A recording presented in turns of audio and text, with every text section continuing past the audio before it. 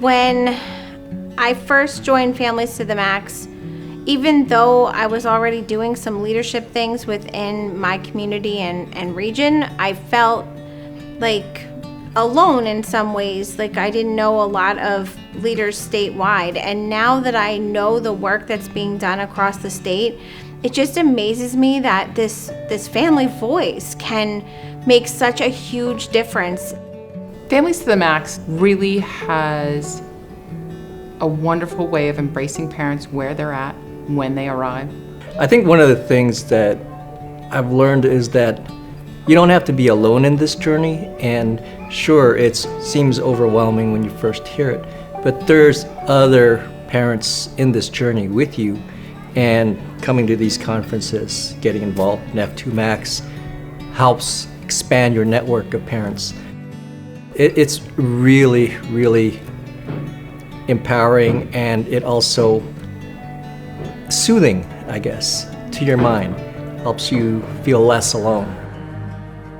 So years ago, we had this new grant, Project Max, and at that time, we knew that part of the grant work was developing one statewide family network. We didn't really know what that was going to be. We didn't really know who all was going to be involved, but we had the concept.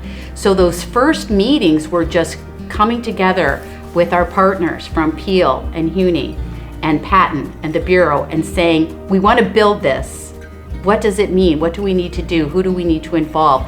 And over the years, it developed, almost took a life of its own with a real grassroots type of idea where it was about families and not just about professionals, but the collaboration between the two is so important.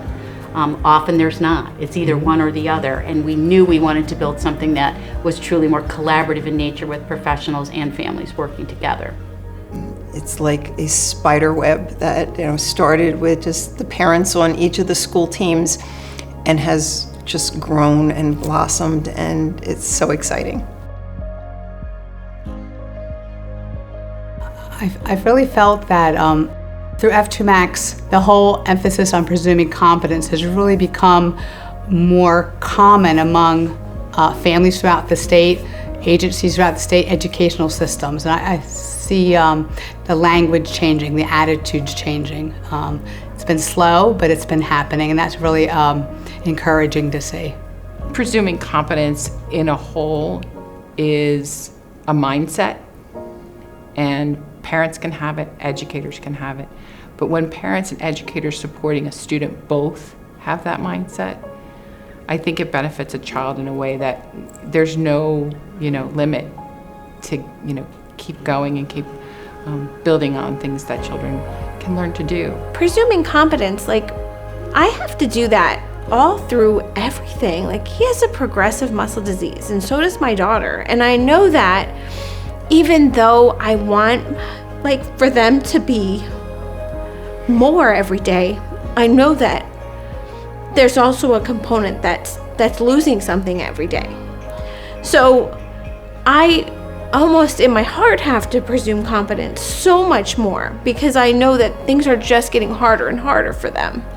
So this network means, I think, just so much more to me because I need all these people to be there for me as my life changes, as my children's lives change. And that is, these friendships and these people that I'm meeting, I know that I'll have lifelong friendships with. This is just a group that I know is a part of me.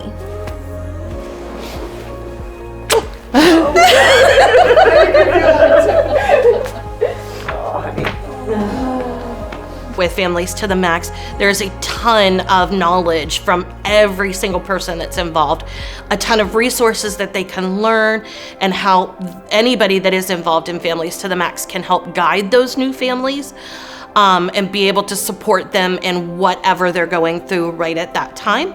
And then they can help to take a lead as they gain knowledge and be able to help others that come after them.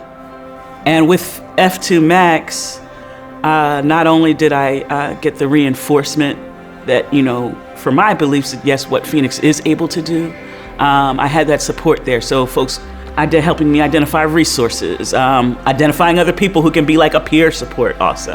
that I could take that, back for myself, for my daughter, and, present, at schools, in the IEP meeting also for her, in larger places as well. Here's Phoenix, she belongs. Que estamos peleando por el mismo, por nuestros hijos, y que busquemos la ayuda que necesitamos para que nuestros hijos tengan la mejor educación y la mejor vida posible. What I would like to see with him as an adult is him living his best life. That would be my ultimate goal, whatever he chooses to do. You don't have to give up hope. Have the attitude that there's nothing that my child can't do. The science teacher sent me a video of him dissecting an insect. I mean, my son was in a classroom where he was sorting blocks, and now he's dissecting an insect. That was a game changer. My son has a hard time speaking, so even I sometimes, because he can't speak, I think he can't do.